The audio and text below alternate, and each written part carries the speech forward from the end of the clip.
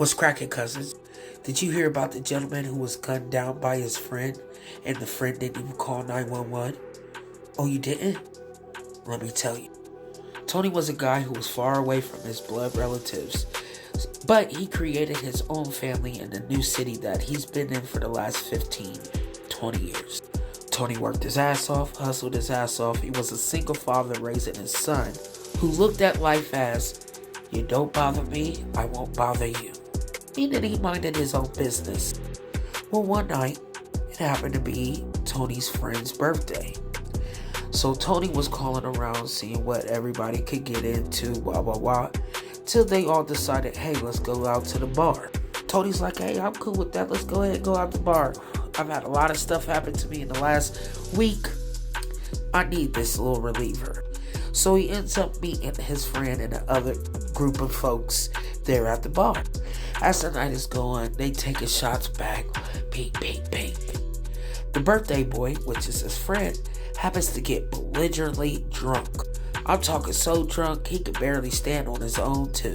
So Tony and two other gentlemen happen to go ahead and try to get him up out of that bar because it was closing hours and try to get him home safely because they knew he could not drive in this condition. So it takes them a while to get him into the car, but they end up getting him in the car. From what witnesses says, Tony went back in the bar to make sure that he had everything that he came in with. As they're driving to Snow's house, which is the friend, to drop him off, he gets a call. Calls from his son. Says, hey dad, you coming home? He says, yes son, I'll be home in 30 minutes. The distance between Snow's house and the bar is probably about a good 8 to 10 minute drive. Whole time he's in the back drunk singing, I love you. You know how drunk people do. They finally get to the apartment. Another car pulls up beside. It was actually the two gentlemen that had helped Tony get Snow into the car. They told Tony, hey man, I'm here to help.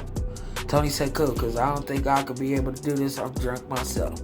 But the distance from the car to Snow's front door was maybe about 12, 15 feet. So they're joking, being loud, probably woke up their neighbors around this time, getting Snow into the house. At this point, Tony's like, I got it. And one of the gentlemen go to the restroom and the other gentleman leaves. The dude who went to the restroom actually kind of stays there with Snow, so it was all good. He knew that if he left Snow, he at least had somebody to watch over him since he is drunk. As he's trying to put Snow down on the couch, Snow grabs his pew and pow! Straight to the chest. Tony just looks up at him like, what? Asks him, what you do that for? Snow being drunk. Hey man, fuck you. All Tony could think about is, I gotta get to my car. I gotta get to the hospital. Soon as Tony walks out that doorsteps, he collapsed right into the grass. He lays there what feels like forever, but it was probably about a good 10-15 minutes he was there. Snow wasn't the one that called the 911, and neither was the guy that went and used the restroom.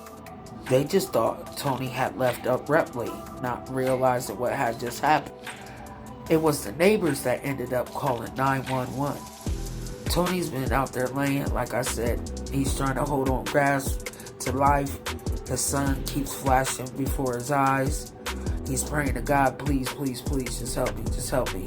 He starts to hear the sirens. All to find out that it was the neighbors called 911 because they heard the commotion, heard the loud pop, and they watched Tony walk out the front door and collapse in the yard. When 911 approached, they asked Tony, who was in and out of coherence. They said, hey man, what happened? Who did this to you? Tony points at Snow and says, he shot me. Then he goes cold. So they're trying to fight to keep him alive. This was around 3 o'clock in the morning. They get him to the hospital. They do emergency surgery on him. Offer Tony to take his last breath at 6:02 a.m.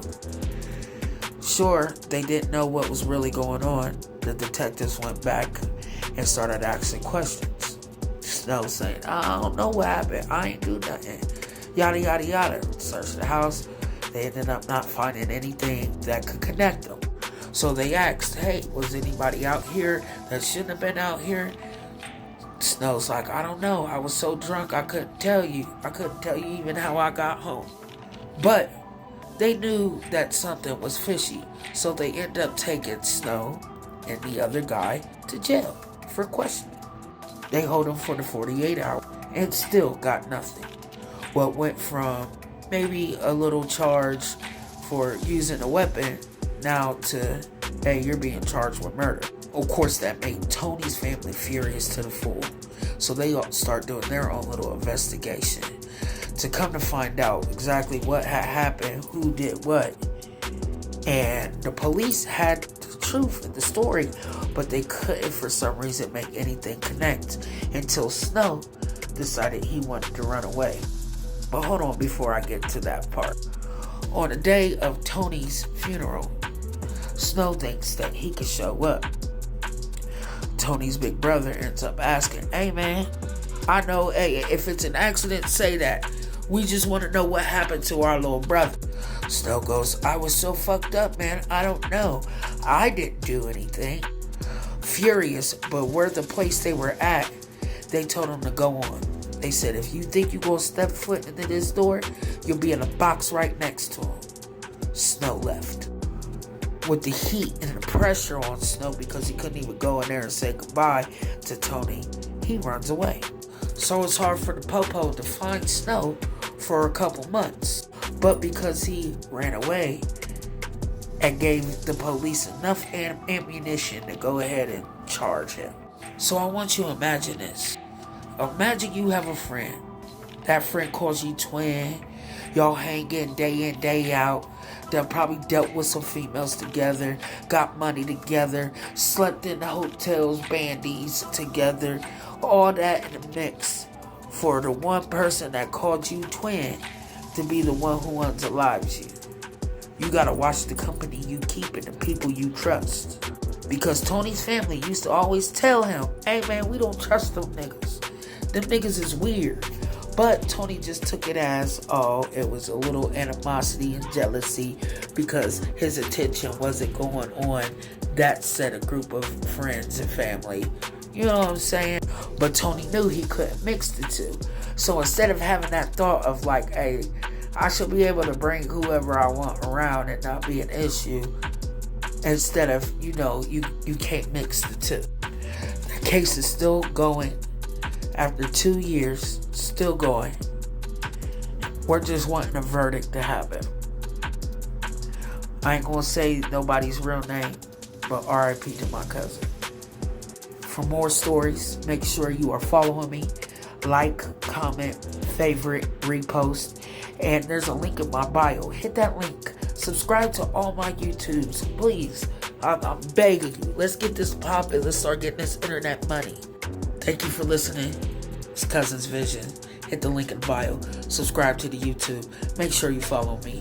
Repost, like, comment. Peace.